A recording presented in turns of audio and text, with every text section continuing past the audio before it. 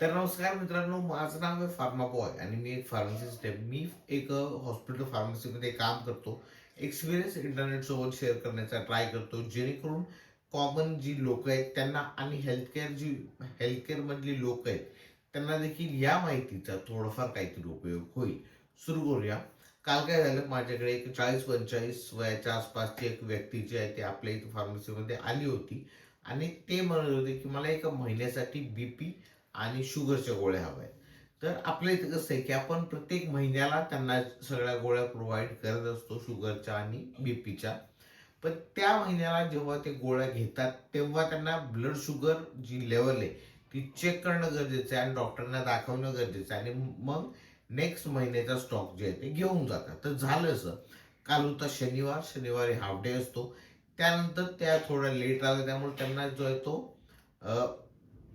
गोळ्या मिळू शकल्या नाहीत. तर त्या मला म्हणत होत्या, मला एक पुढच्या महिन्याचा पण गोळ्या आता देऊन ठेव. मी त्या गोळ्या कंटिन्यू खाईल आणि डायरेक्टली नेक्स्ट महिन्यात येऊन मी माझं शुगर आणि ब्लड चेक करेल. तर मी त्यांना सांगितलं, की असं करणं तुमच्यासाठीच जे आहे ते फायद्याचं नाहीये. तुम्हाला त्याचा तोटा होईल. जर तुम्ही ब्लड जे आहे ते शुगरच्या आणि बीपीच्या गोळ्या घेताय, तर प्रत्येक महिन्याला तुम्ही तुमच्या शुगरची आणि बीपीचा चेक करणं गरजेचं आहे. तेव्हा आपल्याला कळेल की शुगर वाढली, कमी झाली, बीपी वाढला, कमी झाला.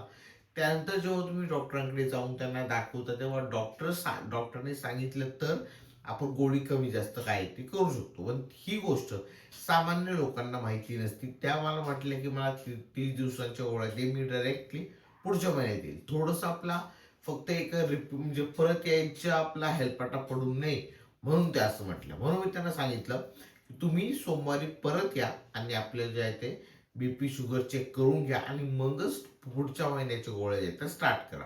हे मी सांगितल्यावर त्यांना कळालं, की असं काहीतरी असतं म्हणून. त्यामुळे ही गोष्ट खूप गरजेची आहे. लोकांना या गोष्टी सांगणं गरजेचं आहे.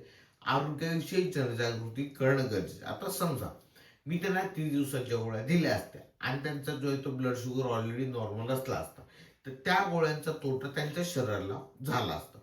तर ही गोष्ट देखील तुम्हाला देखील जे आहे ते समजणं गरजेचं आहे. जेव्हाही आपल्या ब्लड शुगरच्या गोळ्या जर चालू असतील, तर प्रत्येक महिन्याला डॉक्टरांचा फॉलोअप घेणं गरजेचं आहे. त्यांच्याशी कनेक्टेड राहणं गरजेचं आहे.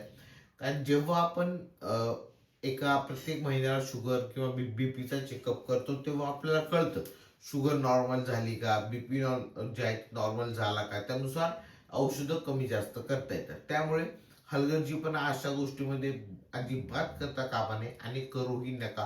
कारण त्या गोळ्या तुम्हाला ज्या आहेत त्या खूप पुढे त्रास देऊ शकतात. या गोष्टीची तुम्हाला जाणीव असणं गरजेचं आहे.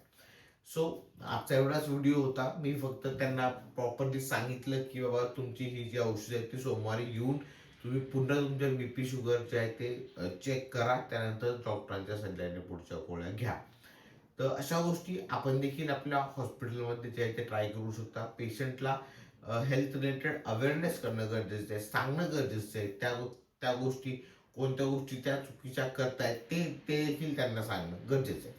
आय होप या व्हिडिओ मार्फत तुम्हाला देखील कळालं असेल, की ब्लड शुगरच्या गोळ्या कंटिन्यू करायच्या नाहीये. प्रत्येक महिन्याला चेकअप करणं गरजेचं आहे. डॉक्टरांकडून फॉलोअप घेणं गरजेचं आहे.